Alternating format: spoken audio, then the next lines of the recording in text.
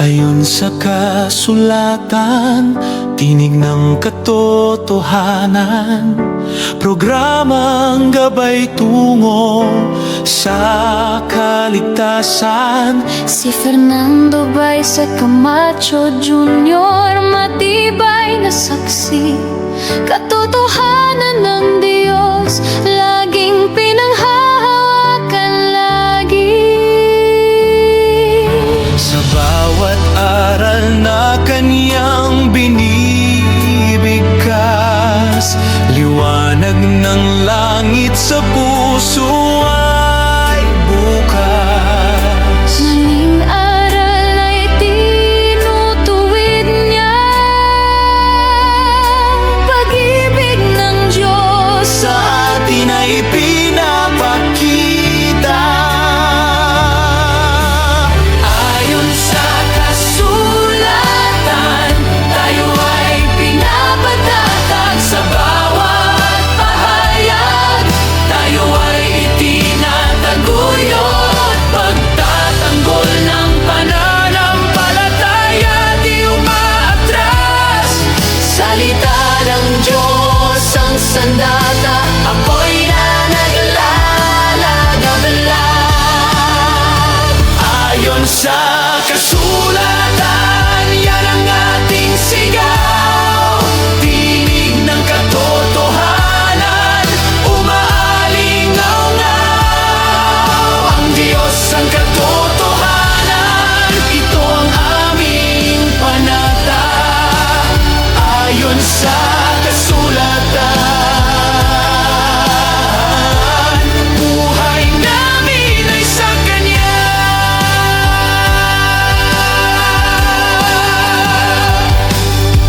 Sa hamon ng mundo, tayo ay naninindigan. Tapat na aral laging pinanghahawakan. si Brother Fernando, tapat na bantayog. Sa bawat salita, lakas ang naihahandog. Sa dilim man o bagyo, may liwanag na totoo. Bukas ang langit, handog na pag-asa. Sa salita niya, tagumpay ay laging kasama. Ayon sa kasulatan, Puso namin ay nag-alala, tinig ng Diyos sa amin bumabalot at yumayakap. Ayon sa kasulatan, yan ang ating sigaw. Tinig ng katotohanan, umaalingaw-ngaw. Ang Diyos ang katotohanan, ito ang aming panata. Ayon sa kasulatan, buhay namin ay sa Kanya.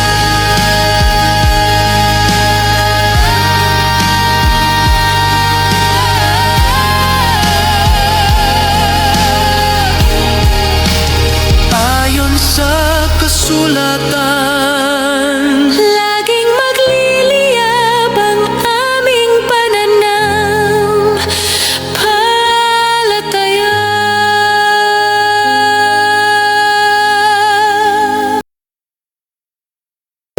Hello and welcome sa Russia TV mga kapatid, at meron tayong debate na magaganap ngayon between Seventh-day Adventist Church versus Born Again Church Oneness mga kapatid. Ang ating topic na pag-uusapan ngayon ay patungkol dito sa ang OSAS version ni MJ Fernando Camacho Jr., ang biblical at tama. So, affirmative natin syempre si Fernando Camacho ng SDA, negative naman si Pastor Mark Umbao ng Born Again Oneness mga kapatid. Sa ating setup ng debate, yung ating standard has set up yung 10 minutes na presentation, 7 minutes sa pagtatanong, 10 minutes sa rebuttal, 7 minutes sa second cross, at meron tayong 5 minute na final conclusion. Mauuna si negative, mahuhuli si affirmative. Sa ating rules mga kapatid, ang ating limit sa pagsagot, yung 20 seconds na pagsagot sa lahat ng question. Yung rule number 2 natin, yung close-ended question or categorical question, dapat sumagot muna tayo, mamili muna tayo bago tayo mag-explain ng 20 seconds. Rule number 3 natin, yung 10 seconds explanation rule. Kung hindi nyo masagot ng diretso ang tanong or wala doon ang sagot nyo sa pagpipilian, pwede kayong gumamit ng 10 seconds. Rule number 4, sagutin ang tanong na naaayon sa tanong. Rule number 5, sa first stand, doon lang kayo dapat magtanong sa inilatag na katunggali. Pero doon, pero kung sumasagot naman siya, pwede pa yan mga kapatid, as long as sumasagot naman kahit hindi nilatag. At kung sinasabi niya na hindi ko pa nilatag yan, i-automatic next question ko yan. Pero sa rebuttal, doon na pwedeng itanong ang lahat. Rule number 6, 2 warning galing sa akin, may disiplina yan. Rule number 7, isang objection lang at isang clarification every question, at no objection during final conclusion. Rule number 8, yung no insult sa physical appearance, kasama doon yung mga pagmumura na alam natin kahit pas pwede ito sa inyong mga iglesia. Rule number 9, no challenge question. Rule number 10, pwede kayong magtanong ng sensitive question or personal question. Rule number 11, 7 minutes disconnection time limit. Rule number 12, bilang moderator, may kapangyarihan ako magtakda ng bagong rules na hindi nakasaad dito.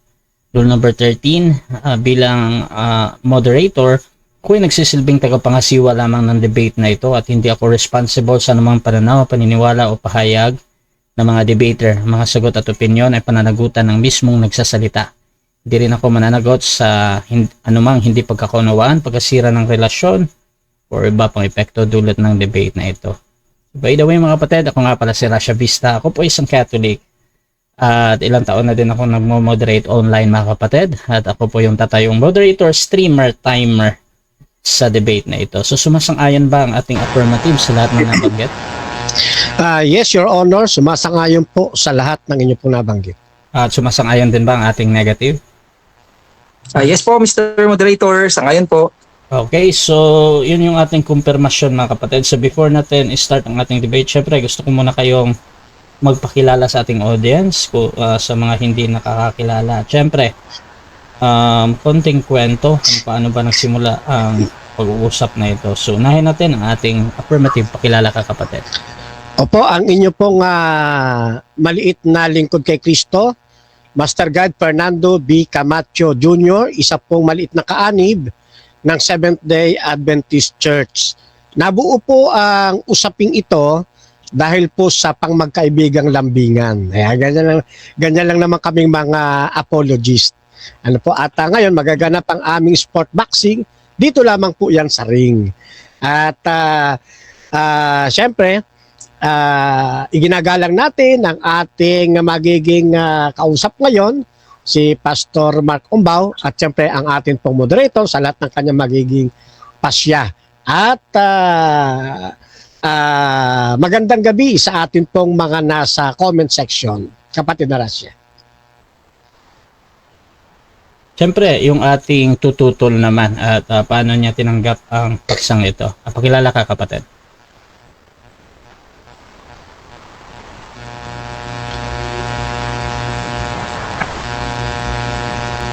Hello po. Okay. Malinaw po ba, Bro Racha? Malinaw po? Okay. Mapagpalang gabi sa lahat. Una po sa ating nag-iisang Diyos na makapangyarihan sa lahat, no? Ako po si Mark Umbaw sa panig ng One is Born Again. Nabuo itong aming debate dahil sa ang totoo niyan, si Bro Rasha talaga ang gusto ko makadebate. Kaya sabi ko, Bro Rasha, napanalang niya ako pwedeng maging makadebate sa gayang topic para kung kahit paano matulungan ko yung mga may mga ganong ano no, ganong maling pagkaunawa pagdating sa aral ng OSAS. Kaya nagpapasalamat ako sa ating katunggali na si Bro Camacho at pinagbigyan niya ako sa aking imbitasyon na nagkaroon kami ng talakayan patungkol sa OSAS. Yun lang po. Maraming salamat. Okay mga kapatid, so kung gusto nyo yung mga ganitong content, ganitong pag-uusap, please share yung ating live streaming ngayon mga kapatid.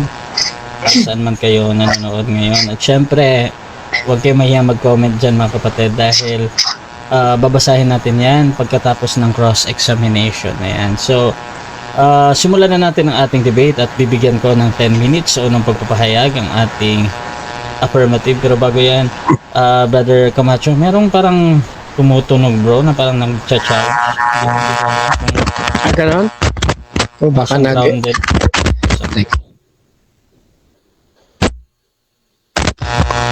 Hello, ito okay na ba? Grounded siya. Grounded ano? Ganon. Ano kaya? Patay tayo dyan. Wala akong ibang Yan. Yan na lang. Yan. Okay na yan. Okay. Okay. So 10 minutes bro, your time starts now. Okay, isa pong mapagpalang gabi sa inyong lahat, mga kapatid at mga kaibigan.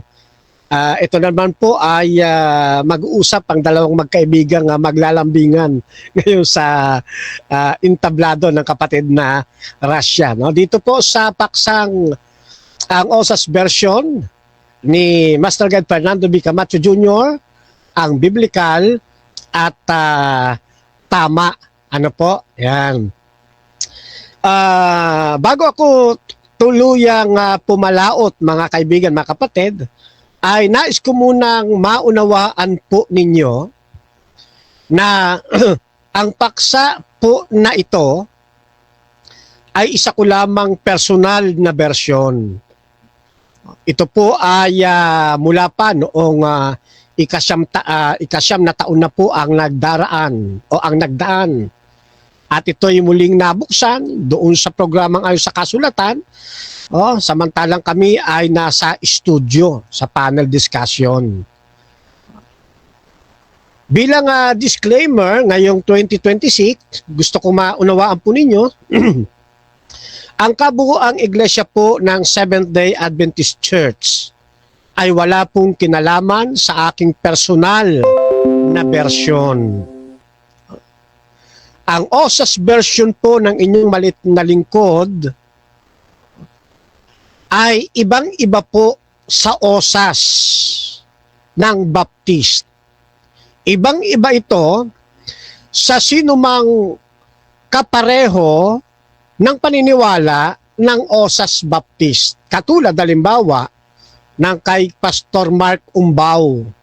Kaya ako po ay buong pusong naniniwala na ang OSAS version ko na ititindig ngayon ang siyang biblical at ito ang tama kung ito ay ikukumpara sa lahat ng aking mga nabanggit na may mga OSAS doctrine din. Yan. Ngayon, ako po ay tuluyan ng papalaot. Meron po akong inihandang 4 na poste. 4 na haligi. Alin-alin po ito? Yan. Ito po ang 4 na poste na akin pong ititindig ngayon. Una, ang biblical at tamang OSAS ay ang kupo lamang para doon sa mga nananatili sa pananampalataya. Take note ha, sa mga nananatili sa pananampalataya hanggang unang poste sa huling hininga ng kanyang buhay. Pangalawang poste, nananatili sa pananampalataya hanggang sila'y kunin ng Diyos sa kanyang presensya. Ikatlong poste, nananatili ang isang mananampalataya hanggang sa dumating ang second coming. Pang-4, nananatili sa pananampalatayang isang tao hanggang sa siya mapasama sa loob ng tinatawag na close o probation o pagsasara ng pinto ng awa. Talakayin natin ang unang bahagi o unang poste. Siyempre, bilang negative po, dapat ay matutulan po niya lahat ng aking ipupundar ngayon dahil ang paksa, yung OSAS version ko, ang biblical at tama. Sa debate pong ito ngayong gabi, nais ko pong itanim sa inyo pong mga isipan ng magiging laban po ng inyong malit na lingkod kontra sa negative ay wala pong katalo-talo. Sapagkat kailanman sa kabuuan ng aking magiging latag ngayon mula unang poste hanggang sa ika-4 na poste, naniniwala akong hindi ito kayang tutulan, hindi ito kayang gibain ng negative side. Kaya sa bawat tinig ng katotohanan na akin pong isasalaysay ngayon tungkol sa paksang ito, sa kabila nito sisikapin ko naman na mapaamin ang negative side na ang aking mga itatayong poste ay pawang biblical at ito ay tama. Kaya nga sa pauna kong pahayag, tinitiyak ko po sa gabing ito na walang bahid o anino ng pagkatalo ang aking pong panig. Tandaan po ninyo, ulitin ko, sa iba't ibang mga debate, ang tungkulin po lamang ng negative ay gibain lahat ng aking mga itatayong poste. Sapagkat kapag hindi ito giniba, ang affirmative ay nananatiling affirmative at siya'y nakatayo. Pero kung ito'y magigiba niya lahat, saka lang niya maninigate ang atin pong mga poste. Bueno, puntahan natin ang unang poste. Ang biblical at tamang osas ay angkop lamang para sa mga nananatili sa pananampalataya hanggang sa huling hininga ng kanyang buhay. Ibig sabihin, sa patiunan ng kanyang pananampalataya, hindi siya tatalikod sa pananampalataya. Siya'y magpapatuloy hanggang huling hininga ng kanyang pong buhay. Ano ang katunayan mula sa banal na kasulatan na may ganito talagang pahayag ang Biblia? Dito sa kapitulo 6, talatang 9 ng Heneses, si Noe mismo. Si Noe. Na hindi tumalikod sa ating Panginoon, na natiling tapat sa kanyang pananampalataya hanggang sa kanyang huling hininga. Dagdagan pa natin mula sa lumang tipan, bukod kay Noah, na isa sa ating mga patriarka, ganoon din si Abraham. Mula sa kapitulo 12 hanggang kapitulo 25 ng Heneses, ay mababasa po ninyo pagiging tapat at pagiging pananatili ni Abraham sa pananampalataya. Sino pa? Si Isaac. Inabutan na lamang ng kamatayan na natili siya sa pananampalataya sa ating Panginoon. Hindi nawala ang kanyang salvation. Sino pa? Si Jacob. Ganon din si Jose. Sino pa? Marami po yan mga kapatid. Pero ilan lamang itong aking ilalatag. Si Joshua, si Samuel, si Job, na contemporary ni Abraham, si Daniel, yung mga magkakaibigan, Shadrach, Meshach at Abednego. Ganon din si David. Kahit na si David ay medyo natitisod sa pang-araw-araw niyang buhay, pero nanatili siya sa paglilingkod, nanatili siya sa pananampalataya sa ating Panginoon hanggang sa siya abutan ng kamatayan. Ito ang pinagkakapitan ng unang poste tungkol sa OSAS version ng inyong malit na lingkod. Punta tayo sa bagong tipan. Si Juan Bautista, si Maria na ina ng ating Panginoon, si Pedro, si Juan, si Pablo, at marami pang iba na inabutan na lamang ng kamatayan na sila hindi tumalikod sa ating Panginoon. Sa kanila kumakapit ang tunay na diwa ng osas. Sino pa? Si Esteban, si Timoteo, si Tito. At sa nahuling sandali ng aking oras, punta ko sa ikadalawang poste. Ang biblical tamang osas ay angkop lamang para sa mga nanatili sa pananampalataya hanggang sa sila'y kunin ng Diyos sa kanilang presensya. Sino ang mga halimbawa? Si Moises at si Elias. Hanggang sila'y kunin ng Diyos sa kanyang presensya, nanatili sila sa pananampalataya. Sa kanila kumakapit ang biblical osas. Ito pong osas na aking binabanggit ay counterfeit ito ng mga naglipan ng mga osas ngayon. Kumbaga, may tamang osas at meron ding maling osas. Ang aking bersyon ang siyang biblical at tamang osas kumpara dito sa mga naglipan ng mga osas na unbiblical. Pangatlong poste, nanatili na mga mananampalataya hanggang sa second coming. Ano ang katunayan? Sa 14 ng Juan, mga talatang 1 hanggang 3, huwag niyang maglumihanan ng inyong puso. Sinong kausap? Mga mananampalataya.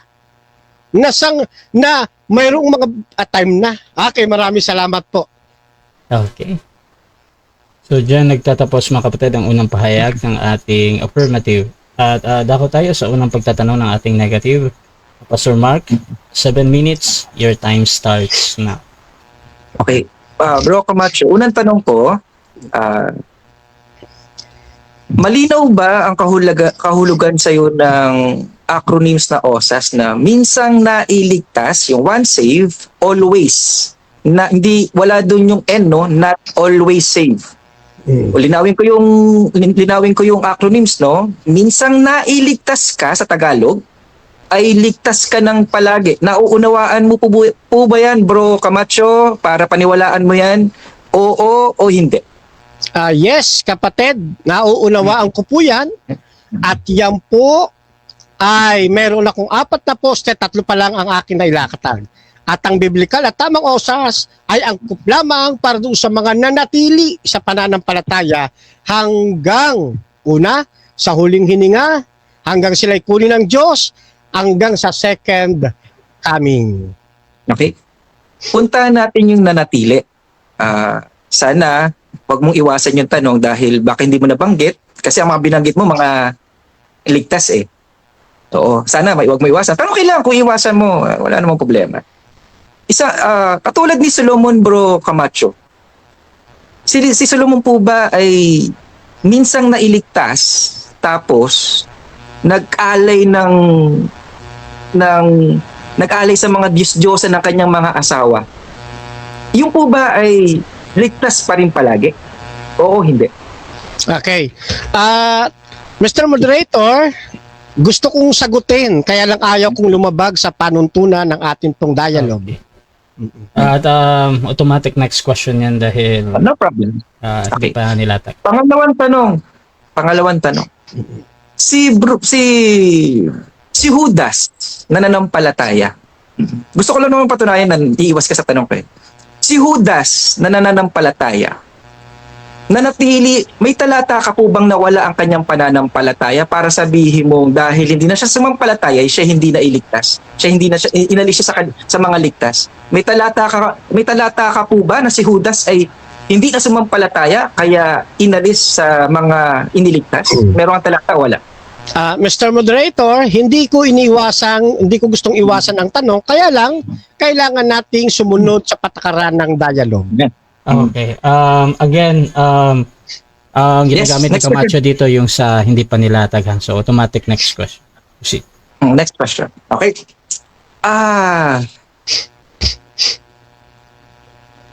Sunod na tanong, Bro Camacho. Sunod na tanong.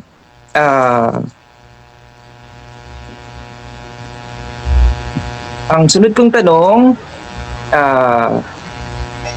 saan mo mababasa, Bro Camacho, saan mo mababasa, anong talata mo mababasa na kapag kapag ikaw ay nailigtas, ay pababayaan ka ng Diyos na mawala ang iyong pananampalataya? Saan mo mababasa yan, bro? Na kapag ikaw iniligtas ng Diyos, hahayaan ka na pababayaan ka sa pananampalataya mong maaaring mawala or hindi mawala. Saan mo talata yan? Anong binabasa mong talata para mangyari yung... Okay. Isa na po riyan, ito pong aklat ng Juan 15, Kapitulo 1 hanggang 5, na ang sino mang hindi mananatili kay Kristo, dahil meron kang free will, pag hindi ka nanatili, ikaw po ay tatanggalin at susunugin sa apoy. Mawawala po ang iyong salvation. Kaya, ang lamang, ang osas, doon sa mga nanatili, niliwanag ko po yan, doon sa mga nanatili sa pananampalataya hanggang sa abutan ng kamatayan o anuman. Next Okay. question. Saan pong talata yung pananatili ay nakadepende sa kapasidad ng isang tao, sa kakayahan ng isang tao, sa will ng tao? Saang talata na yung pananatili ay nakadepende? Bro, linawin ko yung tanong, baka hindi maging malinaw. Saang talata mo mababasa, Bro Camacho, na yung pagpapanatili ng ating pananampalataya ay nakadepende sa ating kakayahan, sa ating pagtitiis, sa ating galing, sa ating kapasidad? Saang talata mo mababasa yan na nakadepende sa'yo mo mapaiingatan ng iyong pananampalataya? Wala po, walang talatang gano'n kasi wala rin kami paniniwalang gano'n. Ang doktrina kasi ng Biblia, kailangan sa pamamagitan ng pananampalataya tayo mananatili. Hindi sa pamamagitan ng ating husay o ng ating galing, pagpupursige. Hindi po ganoon. Maliwanag ang 1:15, 1 hanggang 5. Kayo'y manatili sa akin. Ibig sabihin, bibigyan ka ng kalayaan ng Panginoong manatili. Pero ang gusto niya, ang tao ay manatili sa atin. At gagawin natin yon hindi sa sarili nating lakas, kundi sa pamamagitan din ng biyaya ng ating Panginoon Kristo. Yun po ang aming doktrina. Next question. Amen. Sundan ko yung paliwanag mo para maging mas lalong pumabor sa aking posisyon. Tama po ba narinig ko sa iyo, Bro Camacho? Tama po ba narinig ko sa iyo, Camacho? Ang pag-iingat ng ating pananampalataya ay nakadepende sa Diyos? Tama po ba ako, Bro Camacho? Ang ganda nung pahayag mo nung huli. Nakadepende sa ating Panginoon at sa Diyos ang pag-iingat ng ating pananampalataya at hindi sa ating kakayahan at galing. Tama po ba, Bro Camacho? Yes, tama po. Mula sa kapatid na Ellen White sa paglapit kay Kristo, pahina 84, hindi natin kikitain ang kaligtasan sa pamamagitan ng ating pagtalima.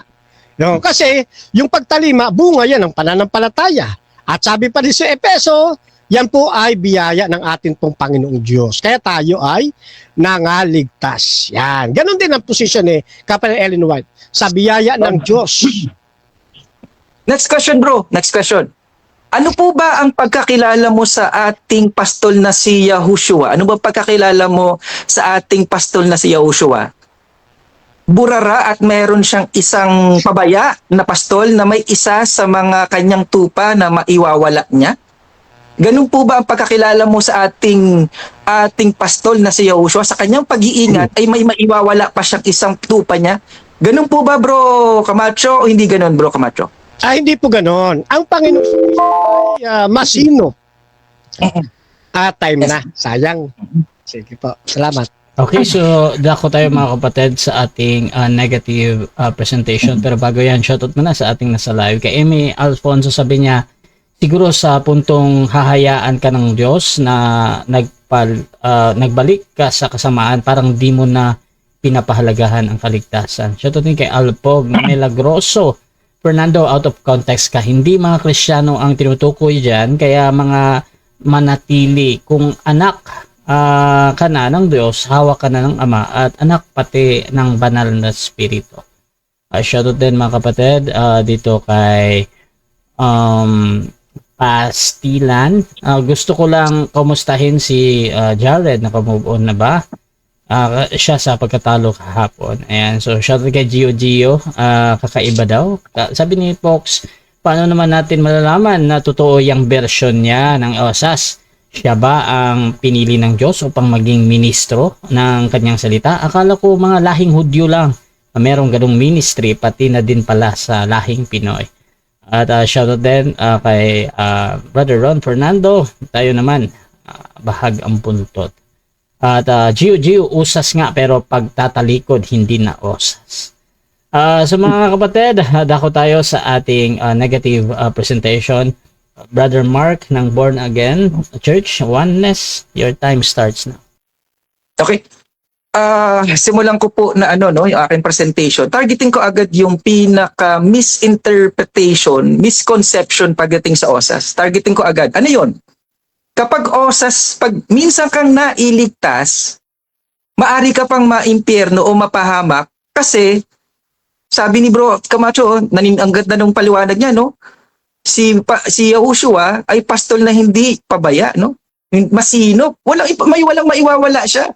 Kung si Bro Camacho ay tupa ng Diyos, kahit anong gawin niya, hindi na siya maiwawala ni Kristo. No? Hindi na siya maiwawala ni Kristo. Bakit? Kalaban mo si Kristo, Bro Camacho. Magkakamali si Kristo, yung tupa, dahil matigas ang ulo ni Camacho, gusto niyang pumiglas, makakawala siya sa ating pastol na si Yahushua. Mas magaling siya kay Yahushua. Mas magaling si Bro Camacho, no? Mali. Isang malaking kamangmangan po iyon. So, tibayan pa natin. Okay? Isang misconception tsaka misinterpretation sa OSAS. Minsan ka nang nailigtas, hindi ka pa rin palaging ligtas. Bakit? Dahil, may yung bunga na nauunawaan nila sa puno ng olibo, sa ating journey bilang Kristiyano, ay nakadepende sa ating mga gawa, nakadepende sa ating pananatili. Ang pananatili po ba nakadepende dun sa tao o hindi? Nakadepende po dun sa tao. Nakadepende po ba dun sa tama ba, Bro Camacho? Sayang, nakukulang yung oras. Sagutin mo mamaya pag sa presentation mo, no? Nakadepende po ba dun sa kinakaawaan o dun sa naaawa? Nakadepende ba sa Diyos ang kaligtasan na naaawa o dun sa kinakaawaan? Bigyan tayo example, Bro Camacho, ha? Tandaan po natin, ano ba pahig ni Bro Camacho? Manatili sa pananampalataya? Maraming naligtas sa walang pananampalataya, Bro Camacho. Aray ko po. Maraming naligtas hindi nananampalataya. Gaya ng sanggol, may diferensya sa pag-iisip. Ha? Mga hindi nakarinig ng depende sa marami. Hindi, alam mo, umasa tayo sa awat habag. Oo, umasa tayo sa awat habag ng Diyos. Pangatlo, na dapat natin maintindihan sa OSAS. Pangatlong kailangan natin maunawaan sa OSAS. Hindi po nagkakamali ang Diyos na ililigtas niya yung tatalikod. Una sa aral ng OSAS to, ha. Hindi, ang Diyos, hindi po napapaloob sa time, space, and matter. Hindi po siya napapaloob sa time, space, and matter para sulat bura. Diba? Isusulat yung pangalan ni Bro Camacho sa aklat ng buhay. Oo, no? Buburahin ko. Tumalikod eh. Oo, tumalikod. Ano yun? Pamali-maling Diyos yun. Oo, pamali-maling Diyos yun. Oo, pamali-mali. Ganun ba ang Diyos, Bro Camacho? Ganun ba ang Diyos? Pamali-mali? Well, hindi po. Iniinsulto po natin yung Diyos pag ganyan. Iniinsulto. Tandaan po natin, yung mga tatalikod hindi magpapatuloy, ha? Yung mga hindi magpapatuloy, para sa OSAS, kung yan ay talagang katulad ni Judas, di ba? Talagang hanggang sa kinamatayan na, hanggang sa second coming, etc., etc., maaring hindi talaga sila nailigtas. Pero wala ako sa kapasidad para ihusgahan yung mga taong yan. Kasi, maari rin naman, iligtas ng Diyos yan dahil ang kaligtasan, Bro Camacho, hindi po dun sa gawa mo. Hindi po dun sa pananampalataya. Hindi po dun sa ano mo, pagtitiis mo. Kung kinaawaan ka ng Diyos, kahit kanino, pwede niyang ibigay ang awa. Ha? Ang sabi ng Panginoon, no? Kaawaan ko, nasa Romans, ano yan eh? Nasa Romans 9 yan, hindi ako magkamali, no? Oo. Ang kaawaan ko, nasa Romans 11, 15 to 16 to, and 20, yung mercy of, yung awa ng Diyos. Uy, tama ba, Bro Camacho? May naligtas na walang pananampalataya? Oh, punta tayo kay Solomon at kay Judas, no? Punta tayo kay Solomon and Judas. Kung naniniwala si Bro Camacho, si Solomon ay naligtas, bagamat siya natisod sa mga asawa niya, nag-alay sila ng kung ano-ano sa mga ribulto ng Diyos ng mga asawa niya, ay naniniwala ako, ligtas pa rin yun. Kasi nasa kanya yun eh. Yung katiyakan ng kaligtasan. Alam mo ba si Solomon ay isa sa mga binigyan ng natatanging pabor. Alam mo ba yun, Bro Camacho? Oo, nabigyan ng natatanging pabor. Pero ganun pa rin siya, no? Nagkaganon pa rin si Solomon. Oo. Okay? Hanapan mo ako ng talatang na impyerno ni Solomon. Ha? Bro Camacho? Hanapan mo ako, ha?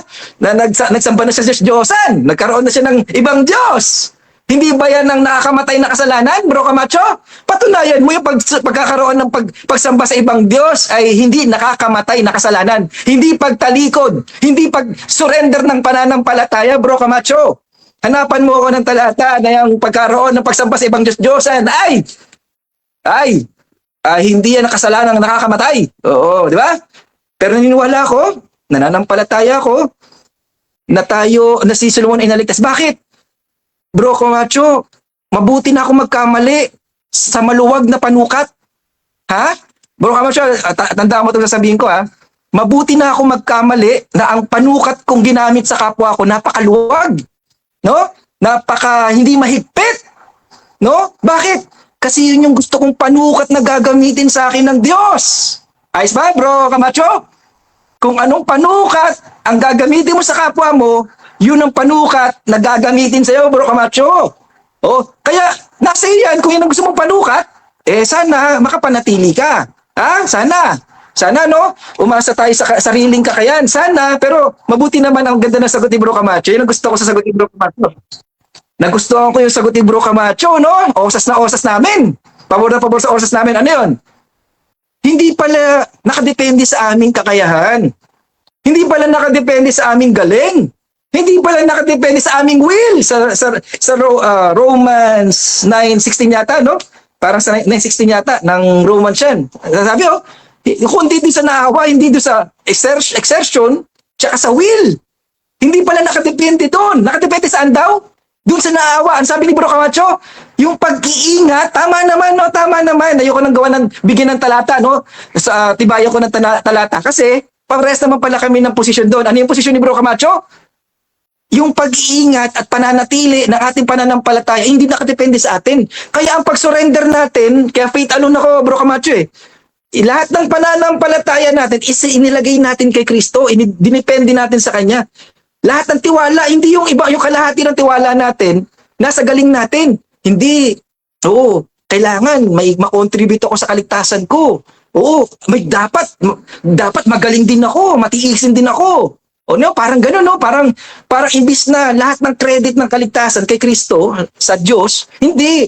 Matiisin ako Oo, mapagpigil ako Oo, no? Ang tawag dyan, hindi buong tiwala ang ibinigay, ang isinandal sa Diyos.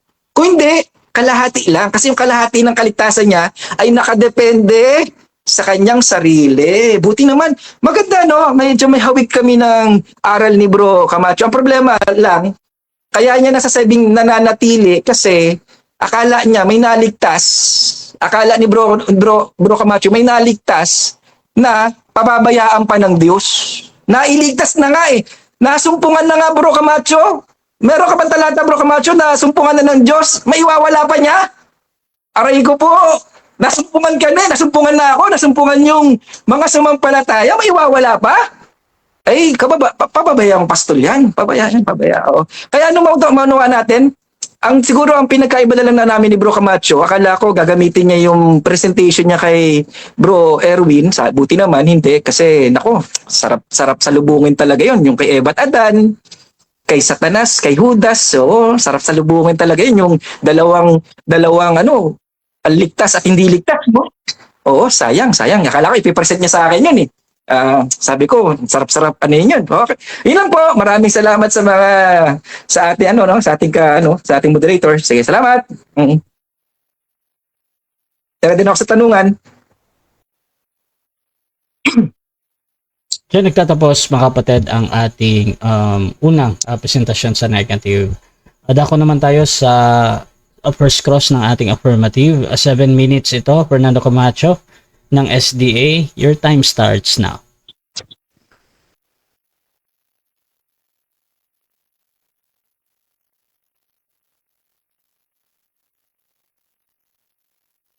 Okay, thank you sa paalala. Okay, thank you sa presentation na Pastor. So ang akin pong unang tanong ay kapag ang isang tao ba ay sumampalataya sa ating Panginoon at hindi siya bumitaw hanggang sa kanyang huling hininga, tama ba na ikapit dito ang osas? Yes or no? Ay, amen na amen. Oo, dapat talagang ikapit. Kasi yung paghawak nung tao sa Diyos, posibleng makabitaw. Pero yung Diyos, pag kinapitan ka ng Diyos, mas magaling ka pa sa Diyos para makabitaw ka sa Kanya. Pag kinapitan ka ng Diyos at marami pong iniligtas ang Diyos na hindi nanampalataya, hindi nakagawa ng mabuti. Okay. So, dahil po kayo'y sumang-ayon, ang panibago kong tanong, naniniwala ka ba na ang isang taong sumampalataya sa ating Panginoong Diyos, kahit kapag siya ay kinuha ng Panginoon at dinala sa kanyang presensya, tinatanggap mo ba na ito ay osas din? Yes or no? Dinala sa presensya, hindi ko alam kung ano yung kahulugan nun, pero kung ang meaning mo, iniligtas, iniligtas na siya ng Diyos, walang bawian yun. Kasi nga, ang talata ko dyan, yung irrevocable, ang kanyang regalo, no? Nasa ano yan eh, may talata yan, na irrevocable yung kanyang regalo, at mga pagtawag, no? Okay, next question. Lilinawin ko po yung tanong, Okay. Ang halimbawa diyan yung binanggit ko kasi hindi mo pala pinasadahan. Yan, iayos ko na lamang po.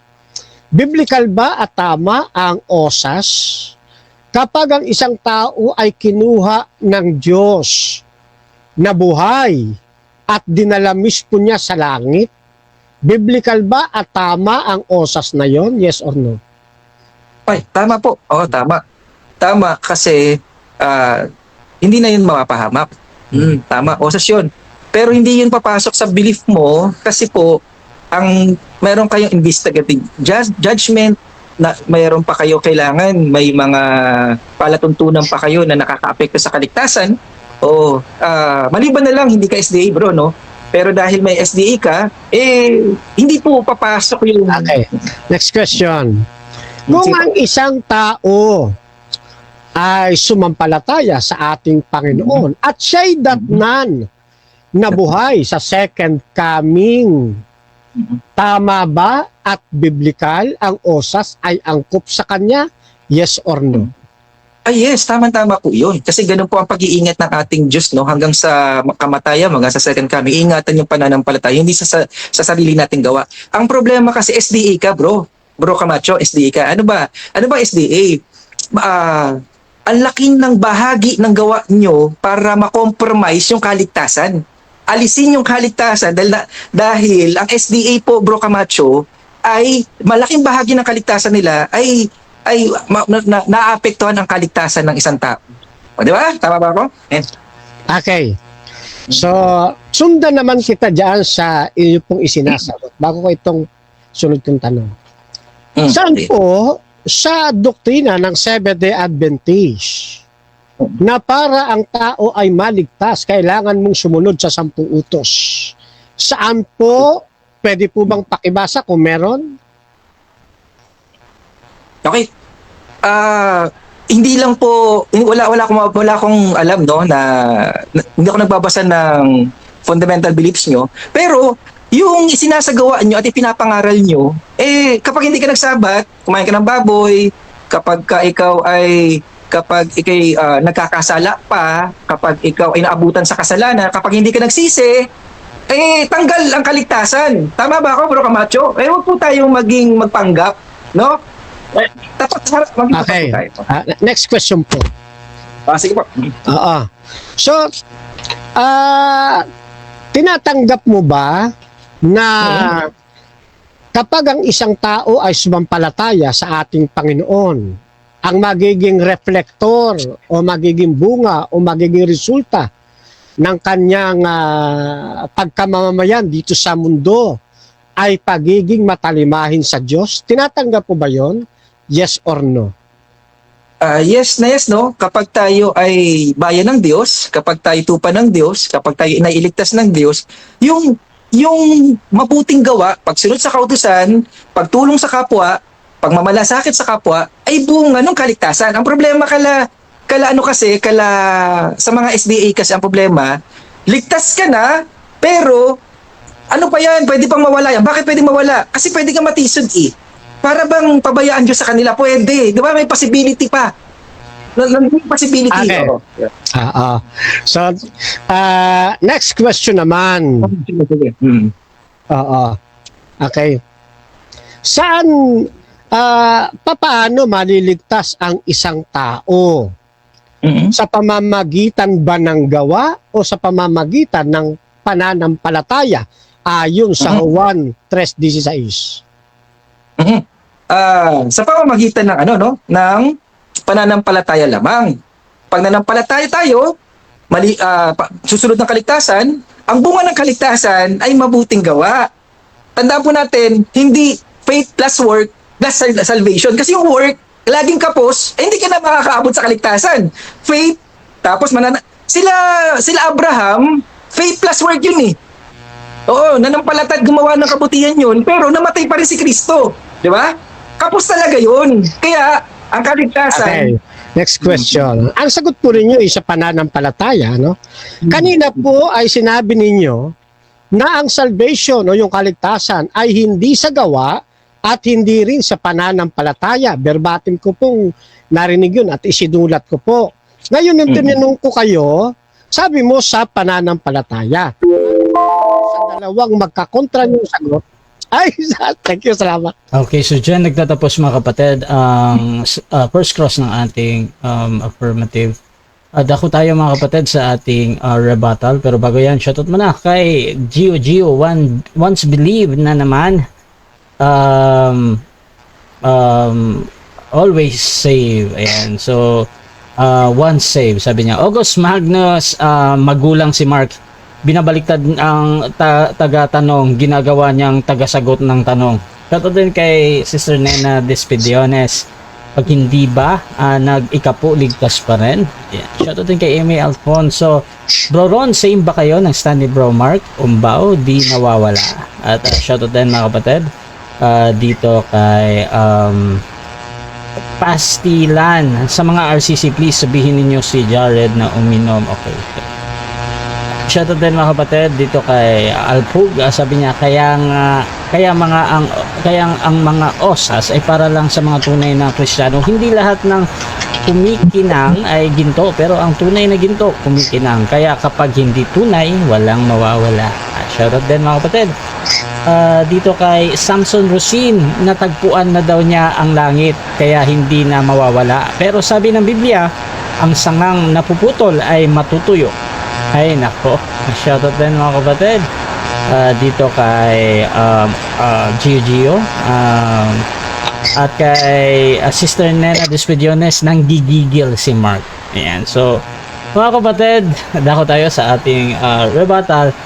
Fernando Camacho ng SDA, your time starts now. Okay, so maraming salamat po at pagkakataon na natin no, para maituwid muli si Pastor Mark Umbaw sa kanyang misinterpretation sa panig ng Seventh-day Adventist. Ano ho? Yan. Ngayon, una, gusto kong sagasaan niyo po ito. Sasabi ng misconception.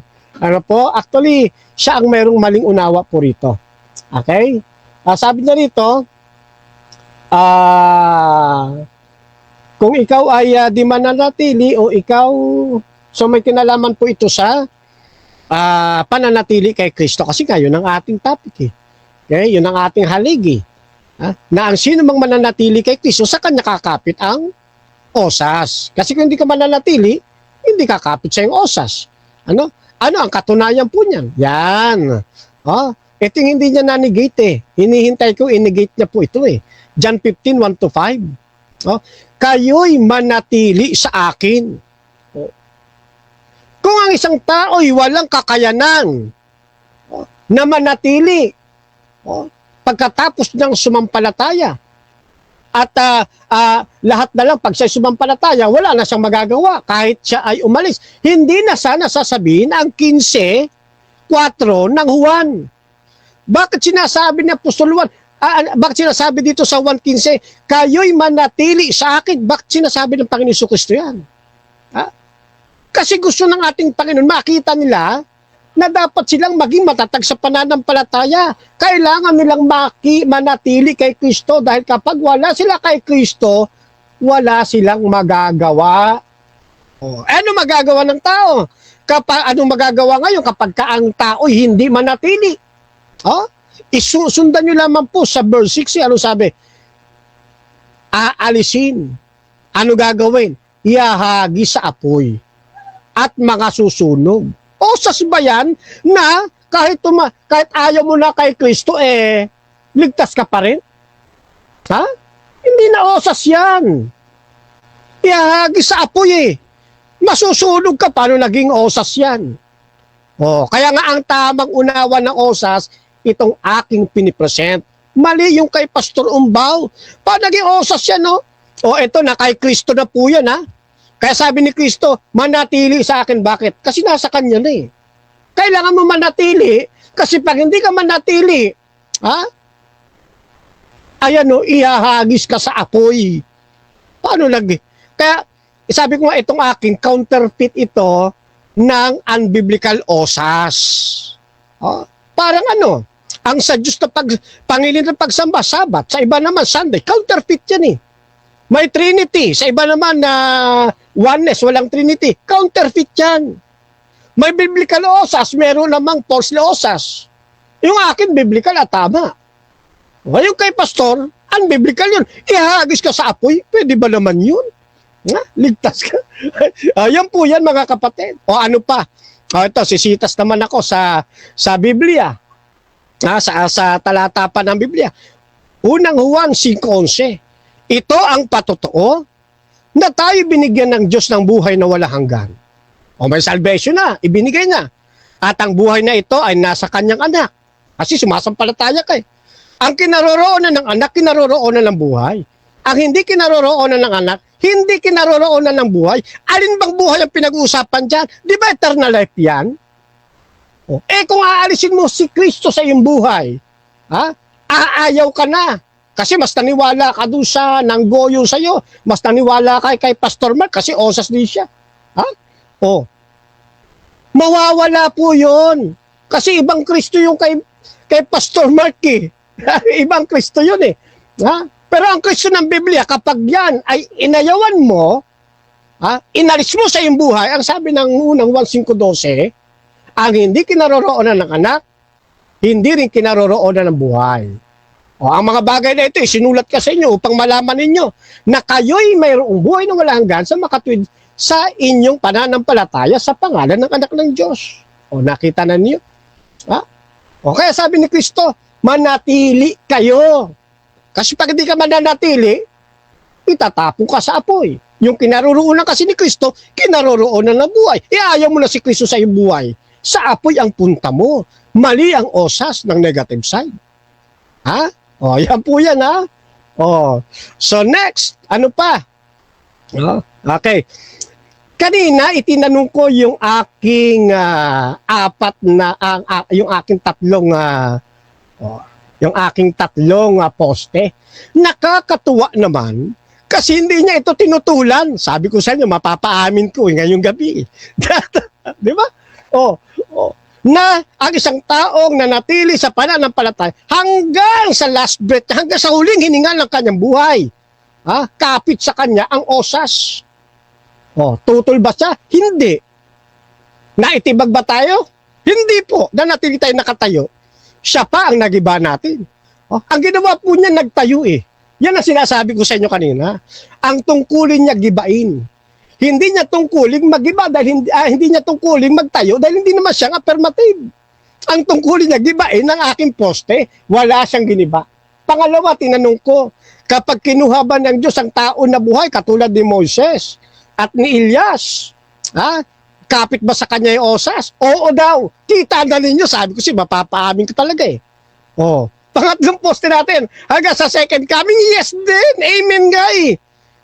Walang nagiba po sa ating poste. Wala po nagiba. Ano ibig sabihin? Nabigo. Bigo ang negative side. Nagibain ang panig ng affirmative. Kaya nga, ang aking osas version, ang biblical at tama, mali ang kay Pastor Mark Umbaw. Ngayon, eto pa. Meron pa siyang binanggit dito. Sabi niya hindi daw sa gawa, hindi rin sa pananampalataya. Pero nang tinanong natin sa John 3:16, sa pananampalataya pala, at siya uma-agree na sa pananampalataya. Naputo lang ang oras kasi nagkaroon siya ng dalawang magkaibang sagot o magkakontrang sagot. Mahirap yan, meron kang dalawang akala. Sabi ng Biblia, delikado po yan.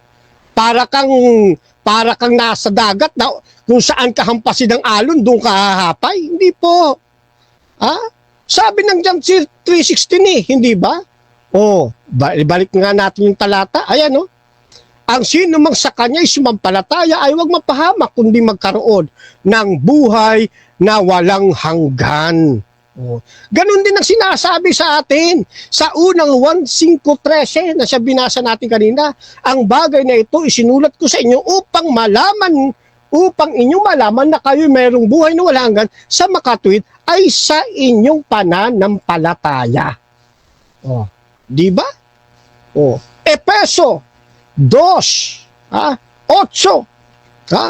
Sapagkat sa biyaya kayo nangaligtas sa pamamagitan ng pananampalataya. Ang tao kasi may free will eh.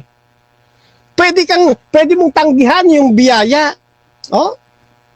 Nasa kapangyarihan mo yan kung tatanggapin mo o hindi. Kasi hindi tayo ginawang robot ng Diyos. Kaya nga yung kausap ko nung nakaraan dati predestined, walang osas. Ngayon may predestined, tapos wala siyang walang free will.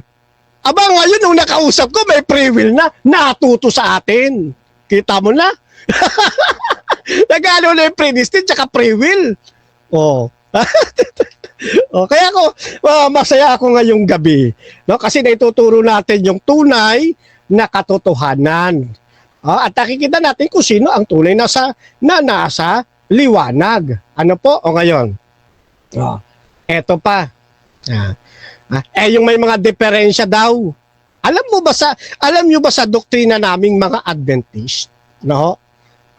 Hindi namin ibinibilang na ano po yan. Sa paningin ng Diyos, sila ay mga inosente katulad ng mga bata. Sapagkat pinagtitibay sa atin ng Biblia, 24, talatang 16 ng Deuteronomy, ang tao papatayin ayon sa kanyang nagawa. Hindi lang yan. Halimbawa lang yan. Ezekiel 18:20.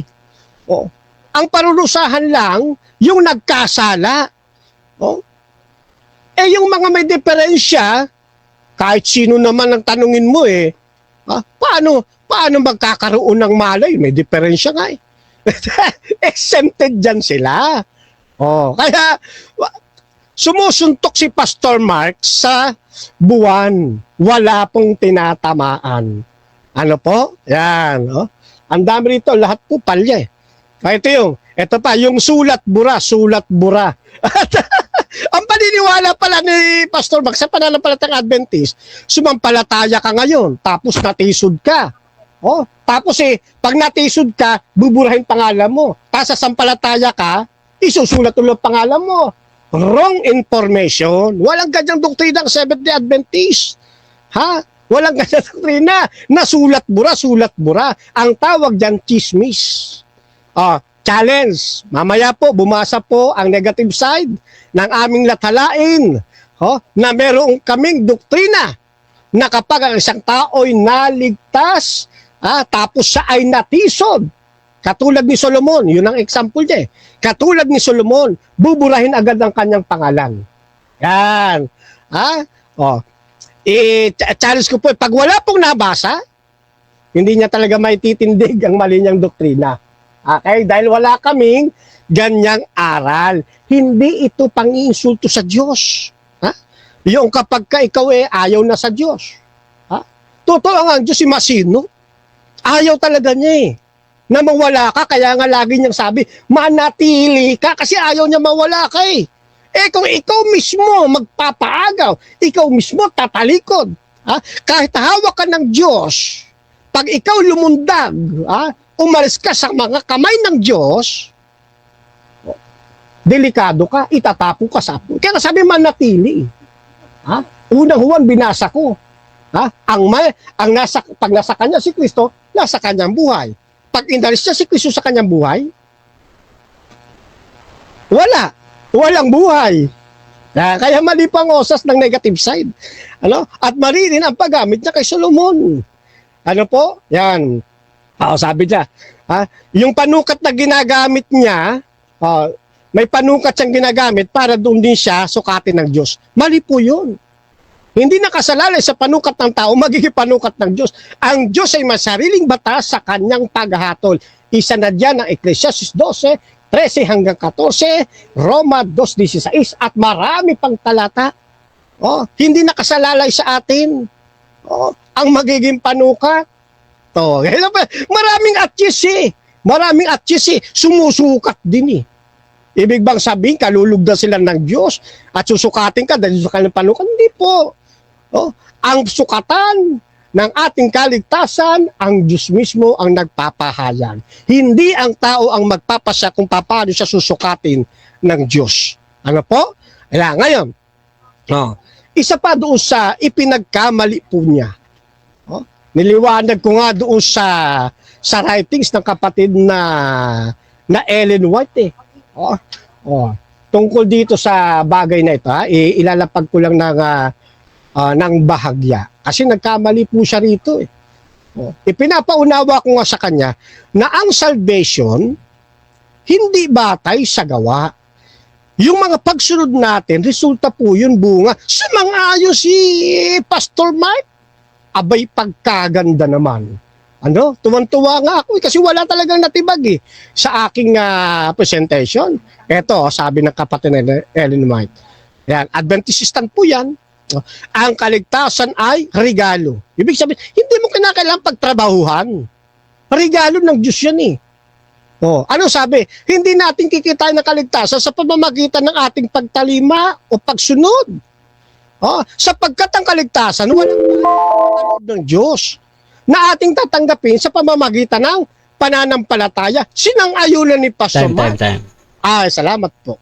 Okay, so dyan nagtatapos mga kapatid. Second statement ng ating affirmative. Dako tayo sa ating second cross ng negative. Pastor Mark, your time starts now. Okay, unang tanong ko bro, basa ko bigyan ko ng talata sa Ephesians 1:4. Sabi, ayon sa pagkapili niya sa atin sa kaniya bago itinatag ang sanglibutan upang tayo'y maging banal at walang dungis sa harapan niya sa pag-ibig. Ito po ba ay sa tingin mo, pag napili ka na ay pwede kang alisin pa sa pagkapili? Mawawala ka. Napili ka na, nagkamali ka, tumalikod ka, aalisin ka sa pagpili. May ganun ka bang paniniwala sa talata? Ganun mo ba naunawaan yung talata o hindi? Ano po yung pagkaunawa mo sa Ephesians 1:4? Okay. Ang pagkaunawa po ng tunay na malingkod ng Diyos sa talata pong yan, yung ayos sa pagkapili niya sa atin, sa kanya bago itatag sa libutan, ang pinili po niya tao mismo. Yan. Hindi po niya pinili yung mga tiwaling anghel. O, kundi ang kanyang pinili para paglagakan ng buhay na walang hanggan, tayo pong mga tao. Sapagkat sabi, sige po. Okay. Kasama si Judas sa pinili sa Ephesians 1:4? Kasama si Judas? Ayo po, kasama po yun sa pinili. Itinalaga nga po yung maging apostol kasama ng 12 Kaya lang hindi siya nanatili sa pananampalataya. Yan po yan. O ngayon, dahil yan ang binungad mo, ang burden of proof na sa'yo. Patunayan mo, bumasa ka ng talata na si Judas, ligtas. Ha? Yan, ligtas si Judas. Yan po ang inyong patunayan mamaya. Okay. Talata uli, basa uli ang talata. Sa Romans 11:29, bro Camacho. For the gifts and calling of God are irrevocable. Yung buhay na walang hanggan na regalo sa atin, revocable. Yung regalong walang bayad na buhay na walang hanggan, ayon ba dito sa Romans 11:29, revocable o irrevocable? Okay. Sabi kasi dito, sapagkat ang kaloob at ang pagtawag ng Diyos hindi nagbabago, tama po yun. Hindi talaga nagbabago yan. Kaya nga ang Diyos nagpakita ng kaligtasan para sa lahat ng tao. Hindi talaga magbabago. Gusto nga ng Diyos lahat maligtas Kaya lang ang tao, may kalayaang pumili. Kung gugustuhin niyang sumampalataya kay Kristo o ayaw niyang sumampalataya. Okay. Subukan testingin ko talaga yung osas mo, no? Testingin ko yung osas mo.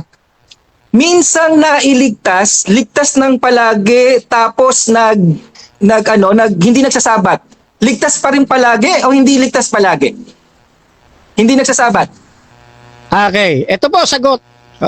Kasi masyadong broad ang inyo pong tanong. Mayroong kaming tinatawag na dapat na i-consider. Bakit hindi siya nagsasabat? Baka malay mo, may sakit ang tao. Hindi na kaya pumunta ng kapilya. Kino-consider yun. Pero kung isang tao tumalikod kay Kristo, yumakap sa pananampalataya ng atheist. Tinatanaw namin yun, mga kapatid, na mali na yun. Pero papaalalahanan siya, kailangan niyang magbalik loob kay Kristo. Next question.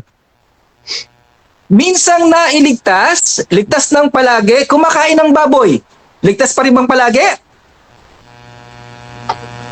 Sagot po, kung talagang sinasadya niya kumakain ng baboy, siya po ay hihikayating talikdan na ang kanyang pagkain ng baboy. Kung siya ngayon ay ligtas o hindi, ang Diyos po ang nakakaalam. Pero, kung sa kabila ng kanyang pagkain ng baboy, inalis niya sa kanyang buhay si Kristo, hindi siya nanatili kay Kristo, John 15, ang Biblia ang hahatol, itatapon sa apoy. Next question. Sabi mo kanina, nagkakaroon ako ng self-refuting na pahayag.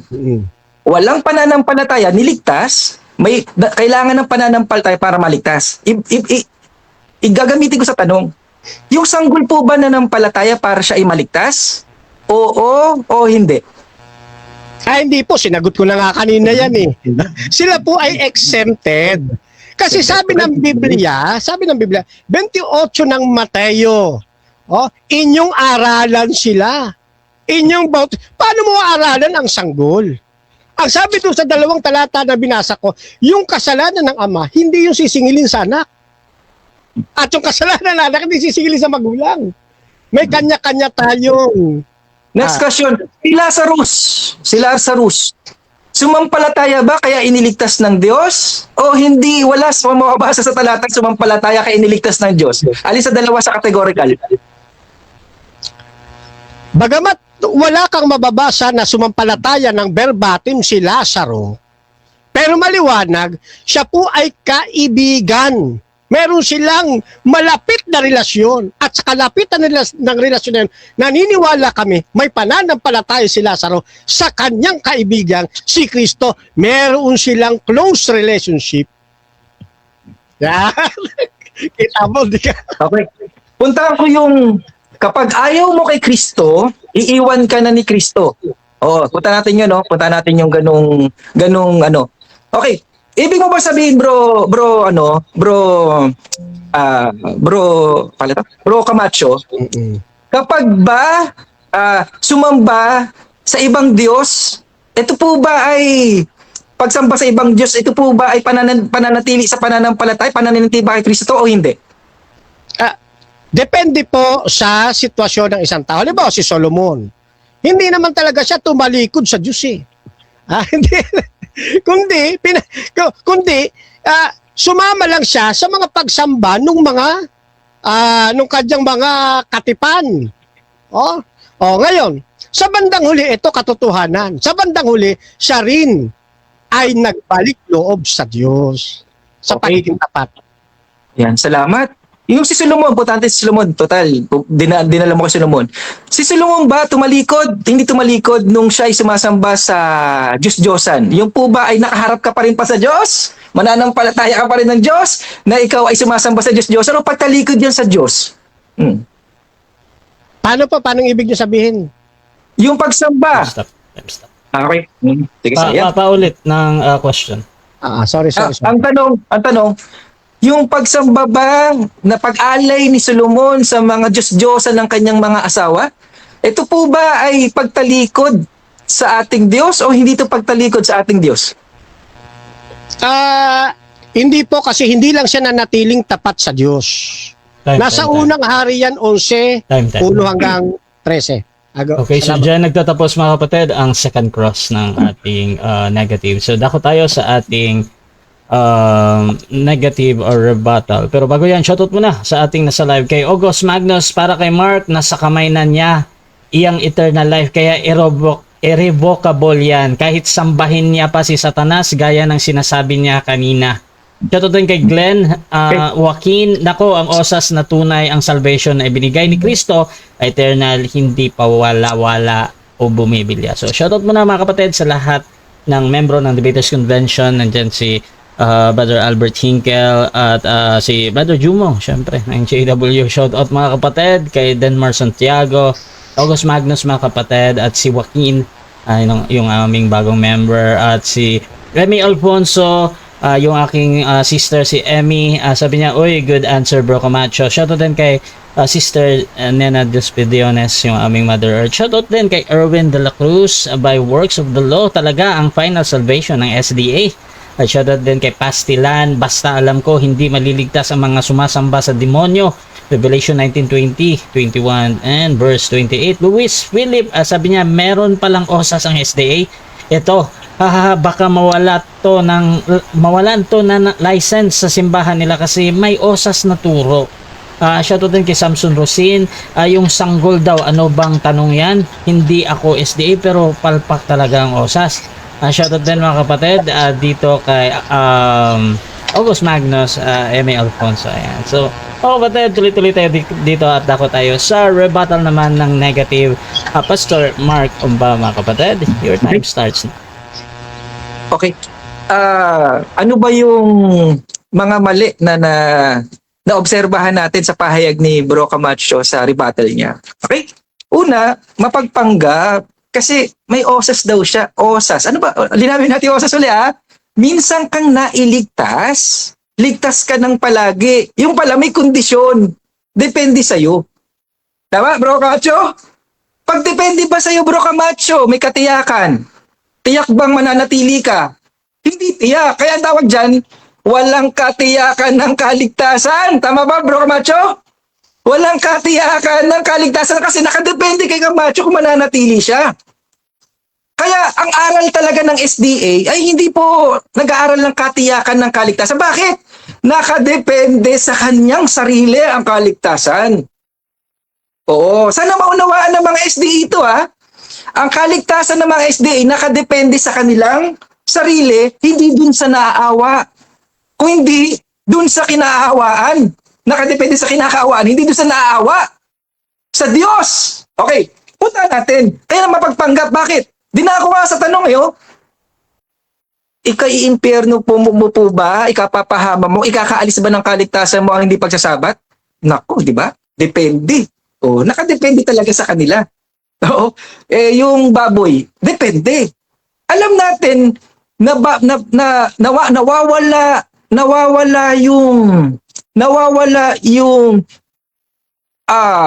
yung bisa ng pagtubos ni Kristong namatay na si Yahushua sa ating kasalanan. Nawawala ito. Dinawin ko ang osas Linawin natin. Ano po ba ang mensahe ng osas? Ito'y ebanghelyo. Mabuting balita mabuting balita. Bakit? May katiyakan ng kaligtasan.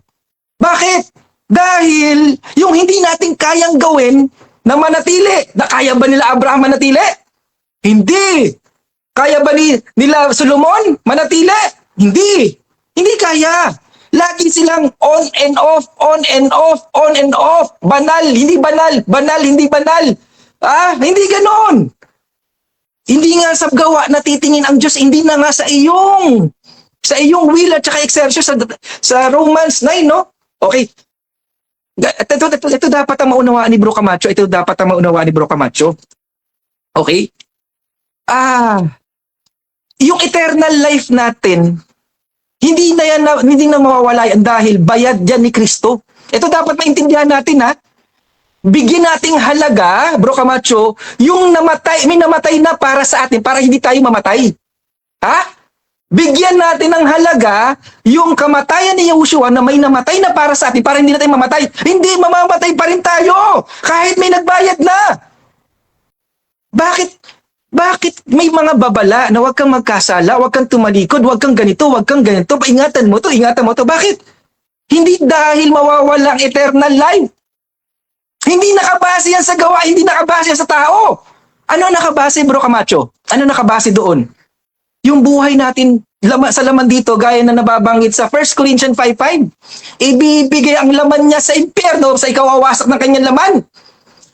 Papaluin ka. Kaya humihingi kami ng tawad para maabsueldo kami sa palo, sa disiplina ng Diyos. Di ba ang ating magulang, kapag nagkasala yung anak, pag tumalikod yung anak, tinakwil yung tatay pala ni Bro Camacho, itatakwil na rin siya. Ay, hindi. Ang paniniwala ko sa tatay ko, kahit na lumayas na nga ako tinuring ba ako ng tatay ko na ibang anak? Hindi. Inaantay. Ito yung parable magandang parable to, no? Yung batang umalis sa kanyang tatay, no? Di ba? Nung bumalik, no? Talaga naman inaantay niya. Hindi nagbabago ang Diyos Talagang hindi mawawala yung pagtalikod mo, bro. Hindi nawawala yung pagkaanak mo. Didisiplinahin ka. Kaya, dinanas ng batang yon? Yung binatang yon, yung anak na yon? Kumain ng kanin baboy. No? Pinaranas sa kanya na wala kang choice. Bumalik ka sa akin. Yun ang mga osas believer. Yun ang mga ligtas na tunay na ligtas, no? Babalik at babalik. Bakit? Kasi gagawa ang Diyos. Huwag mong limitahan ng Diyos, Bro Camacho, na ibalik ka ng Diyos sa kawan. Sabi nga, Bro Camacho, may maganda ng talata, no? Iiwanan niya yung 99. Aray ko po, yung mga ligtas, no? Na 99 iiwanan sa iisang nakawala. Sana maunawaan mo yung Bro Camacho, no? Mas mahalaga sa kanya yung nag-iisang nakawala sa kanyang kawan. Iiwanan yung 99 para hanapin yung nag-iisang yon. Ano maunawaan natin, Bro Camacho? Ano yung mauunawaan natin sa OSAS? May katiyakan. Walang katiyakan sa aral ng SDA. Bakit walang katiyakan? Nakadepende sa tao. Hindi nakadepende sa Diyos. Kung nakadepende sa Diyos yan, yung eternal life natin nakadepende sa Diyos, ay may assurance. May katiyakan. Nakadepende kay Camacho yung kaligtasan niya. Wala. Bukas maaring magkasala to at matisod to. Maaring sumablay to. Maaring matukso to, matalisod to, madapa ito. Tumalikod to. May katiyakan? Wala. Kami mga osas, hindi namin pinopromote ang kasalanan. Hindi namin pinopromote ang kasalanan dahil wala na yung wala nang impyerno. Ligtas na kami sa impyerno. ito dapat maging malinaw sa mga osnas. One save, not always save. Ito yung mga dapat maunawaan ng mga osnas, yung one save, not always save. Nagpapanggap to si Bro Camacho na osas. Kundi, ano siya? Osnas. Minsang naligtas, hindi ligtas palagi dahil nakadepende sa kanya. Ngayon, puntahan natin ang tawag ito? Yung katiyakan ng kaligtasan. Okay? Okay? Oo. And ito yung problema sa osnas eh. Ito yung nakadepende sa osnas. Nakadepende sa kanilang sa kanilang will, exertion, nakadepende sa kanyang sarili. Kaya hindi to walang katiyakan, okay? Walang katiyakan. Okay? Tapos ano pa ba?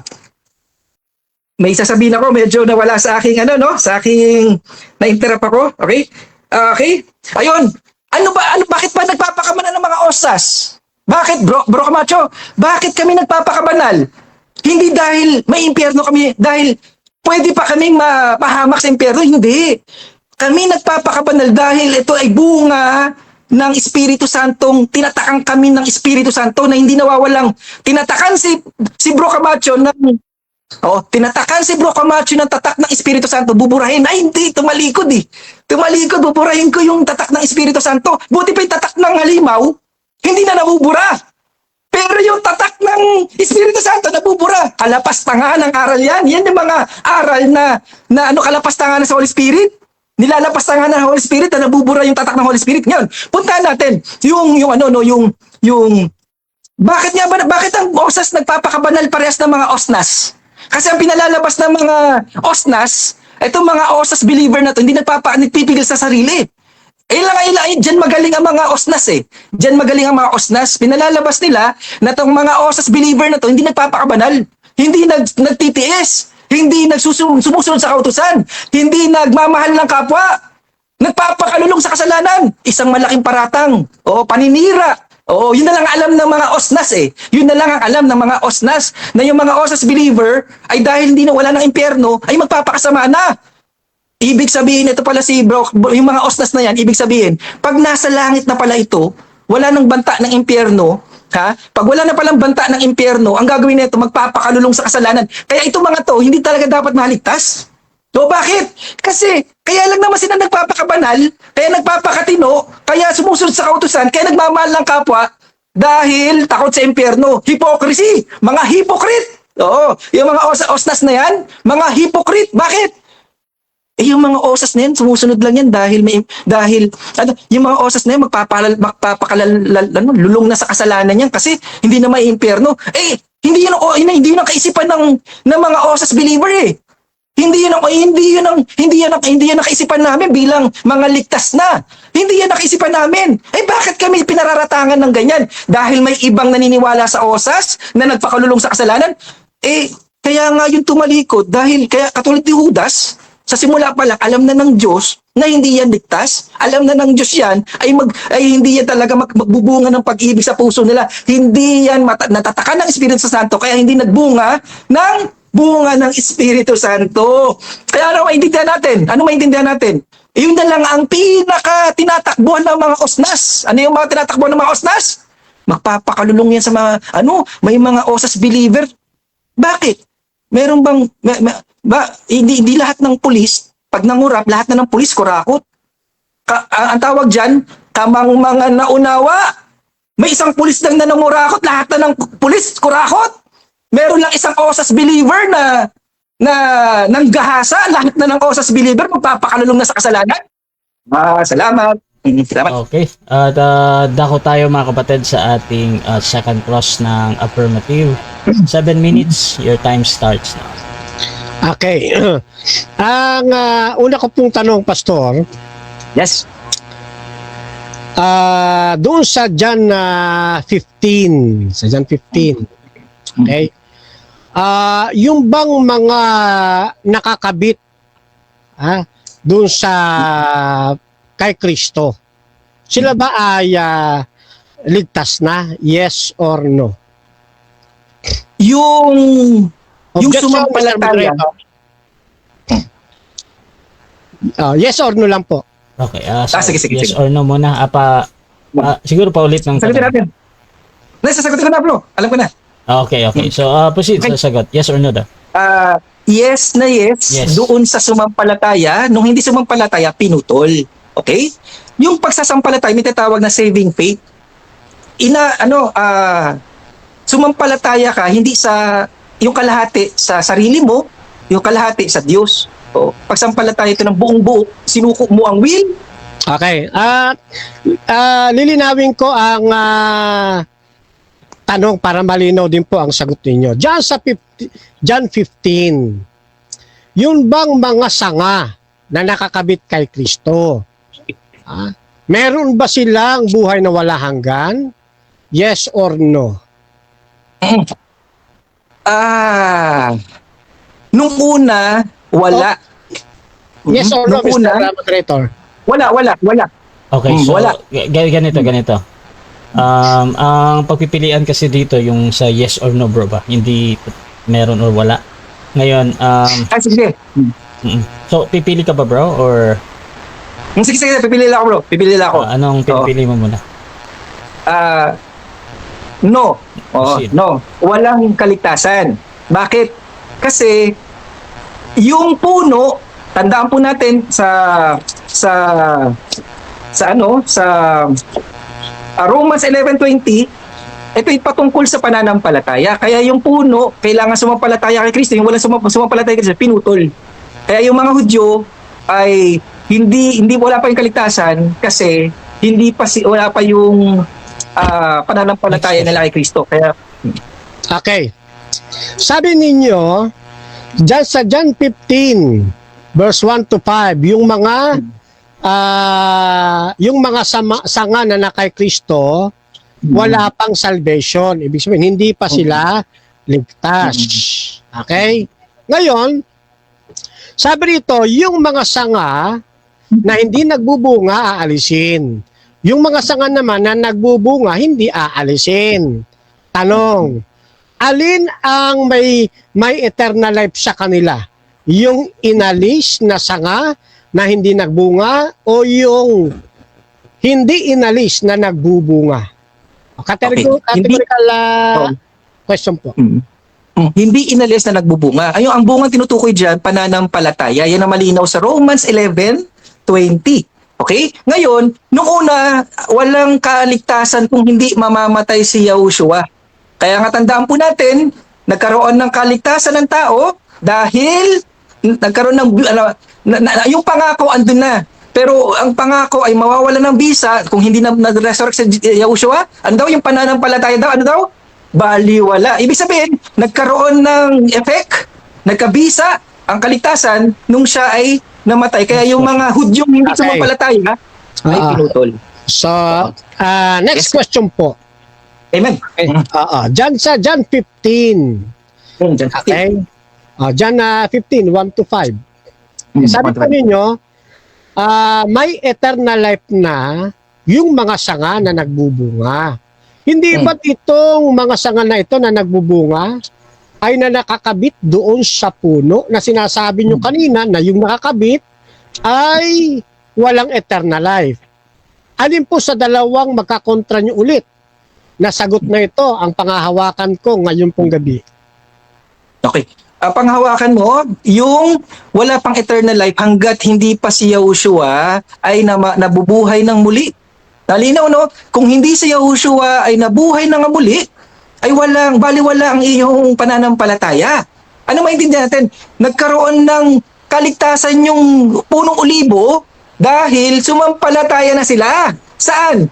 Sa pagkabuhay ng muli ni Kristo, yung Ebanghelyo. Okay? Ngayon, pinutol yung mga hindi sumampalataya. Next question. Okay. Papaano po ba ang tao maikakabit sa puno ng ubas? Papaano po? Hindi po ito categorical answer. Gusto ko lang malaman, papaano ba ang tao maikakabit doon sa puno ng ubas? Yan, tama. Ang ganda ng tanong. Romans 11:20 nga, sa pamamagitan ng pananampalataya sila ikinabit. Okay? Kaya kung walang pananampalataya, puputulin.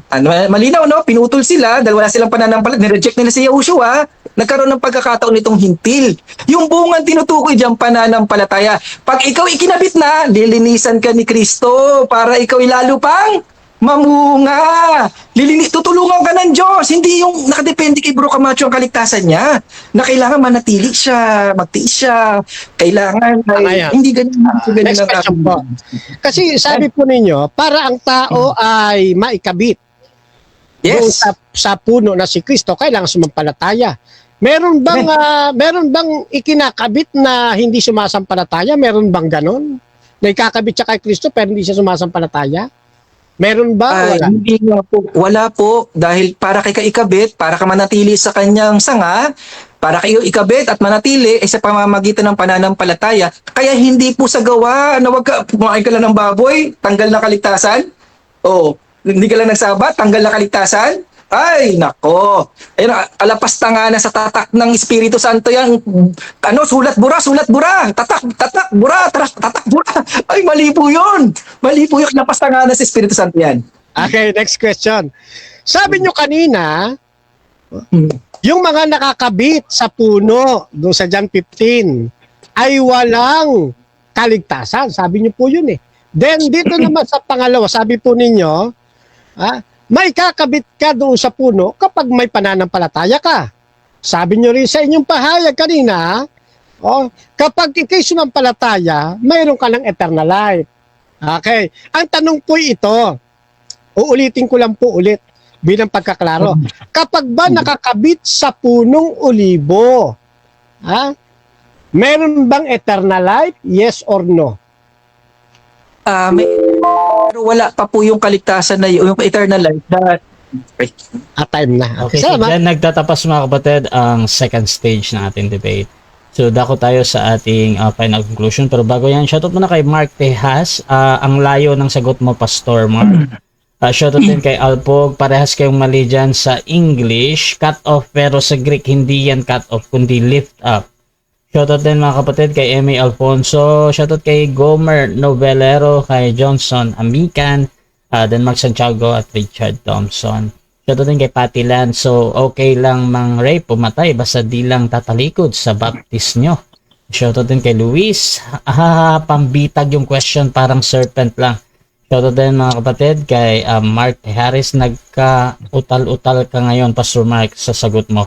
Parang okay, hindi na to pwedeng banggitin. August Magnus, ligtas yun, basta hindi tumalikod sa pananampalataya na ligtas minsan, ligtas magpakailanman. Shoutout din mga kapatid dito kay Eme Alfonso, ayusin ninyo mga osas, di natin mahatak si Bro Rasha niyan.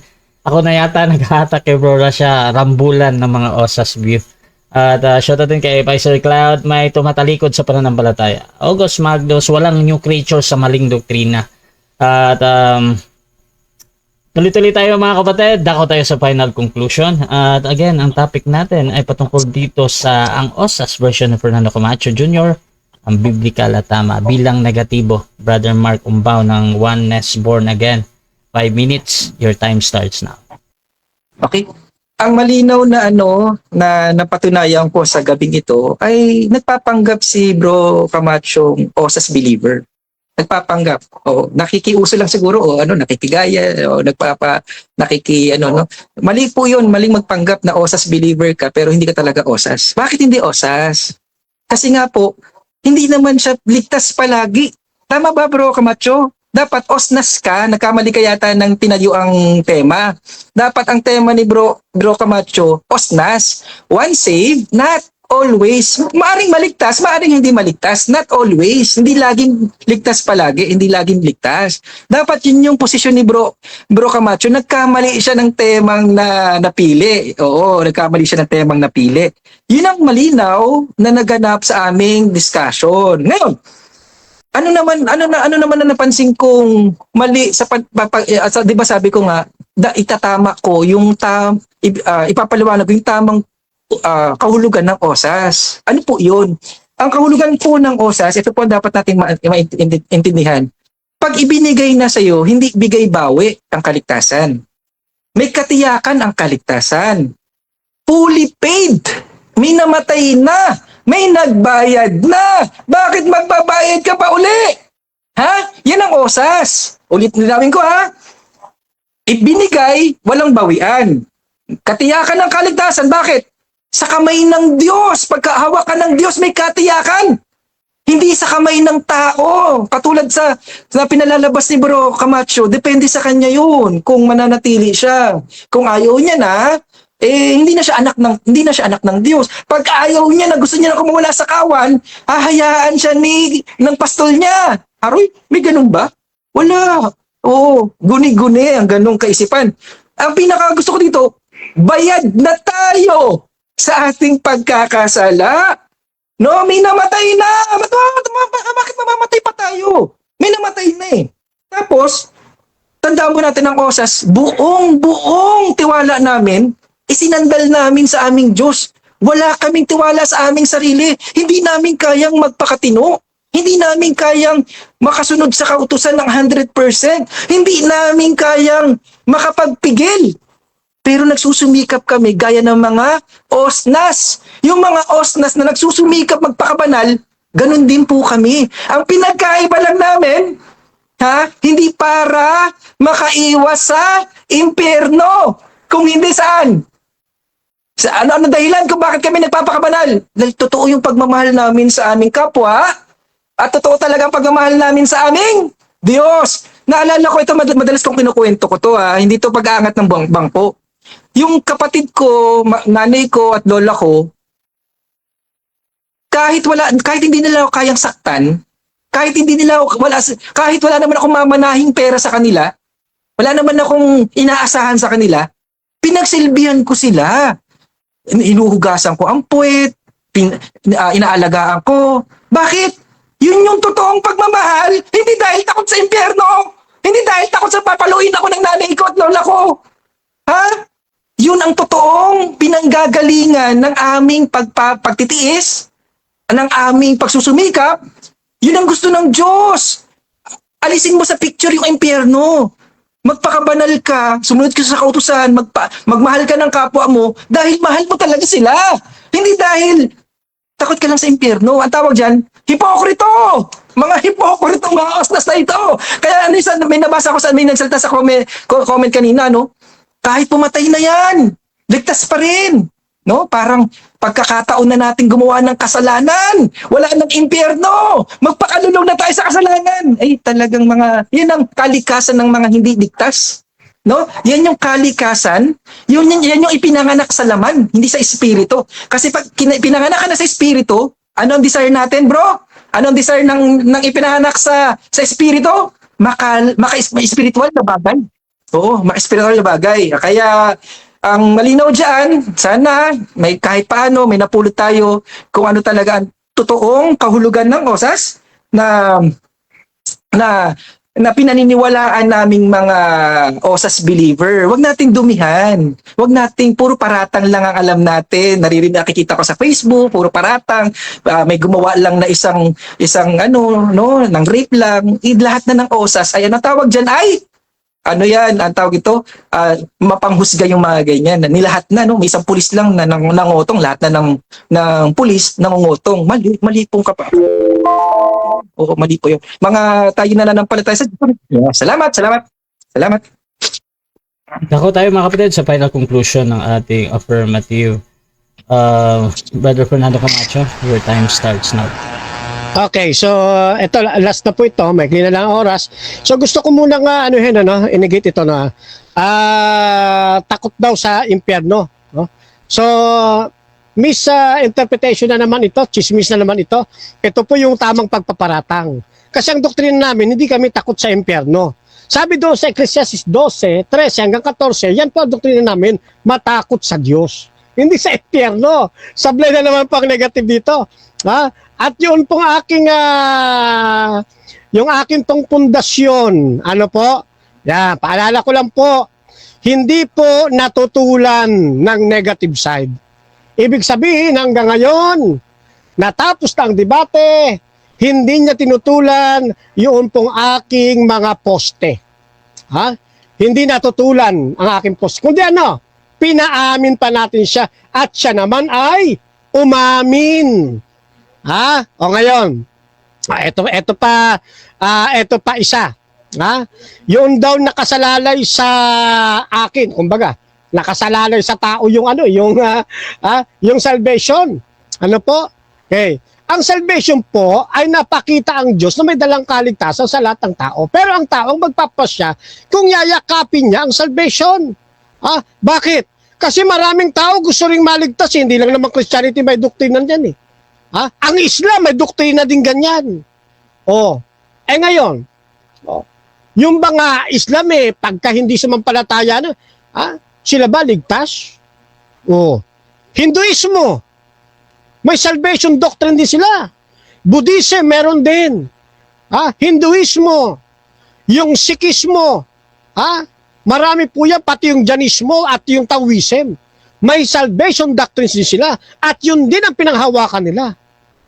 Ang tanong ito, sino ngayon ang magpapasya kung na kanino ang tunay na kaligtasan? Hindi ba tayo rin ang magpapasya? Kanino tayo maniniwala?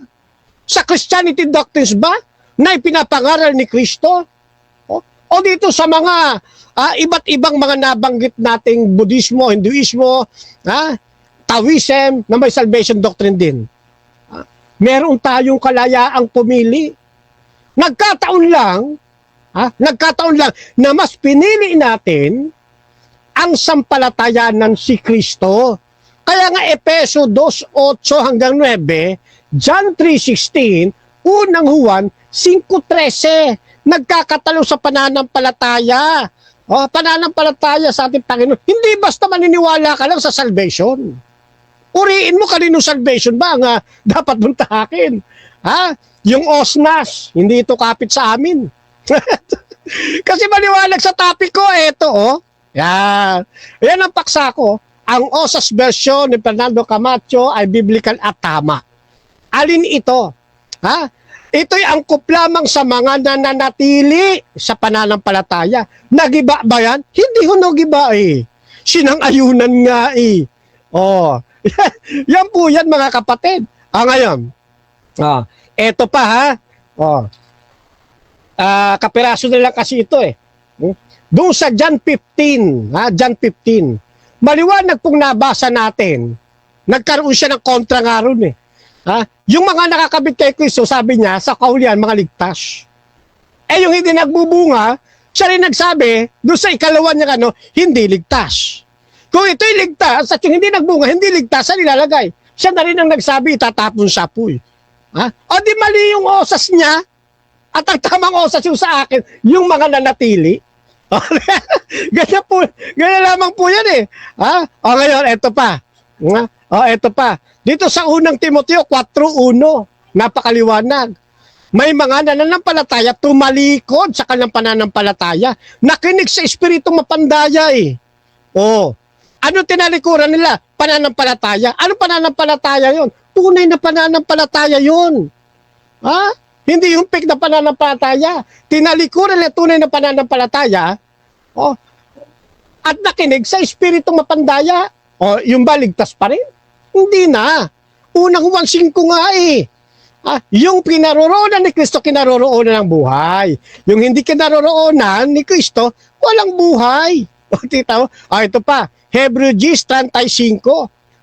Kaya huwag kayong mawalan ng pananalig. Bakit sinasabing huwag kayong mawalan ng pananalig? Kasi may tendency ang tao mawalan ng pananalig. Kaya sabi ni Apostol Pablo, huwag kayong mawalan ng pananalig. Ano iiral po dyan? Free will. Time. Kaya sabi, kayo'y mag-time na. Salamat po. Okay, so dyan nagtatapos mga kapatid ang ating debate between SDA and Born Again mga kapatid. So before natin i-end yung ating live, syempre gusto ko muna kayong magpasalamat sa ating audience.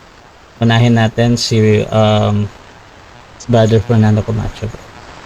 Yes, of course, unang-una, pinasalamatan natin ang atin pong Panginoong Diyos sapagkat napangyari ang usaping ito na magiging katuwang ito ng mga nagsusuri ng katotohanan.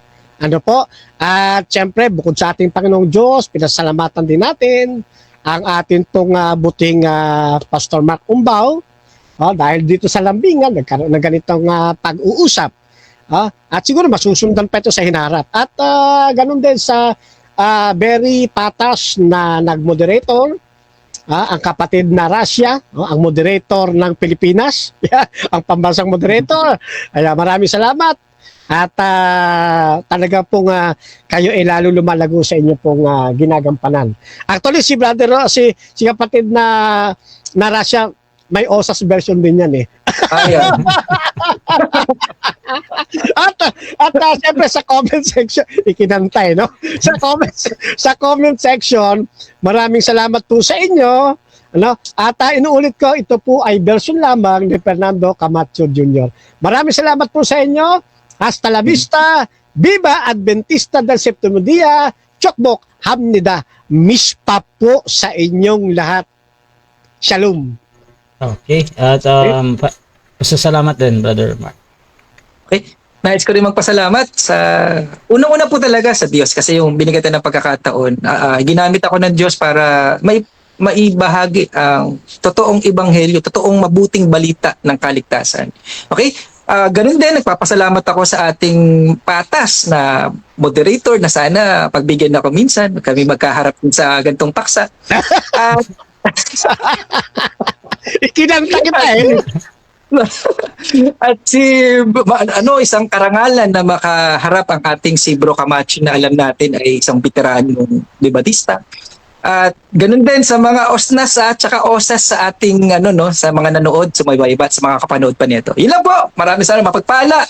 Ang kapayapaan ay sumayin nyo. Salamat po. Salamat. Okay, at Russia TV gusto din magpasalamat sa lahat ng sumusuporta at laging naniniwala pa din sa ating pagmumoderate.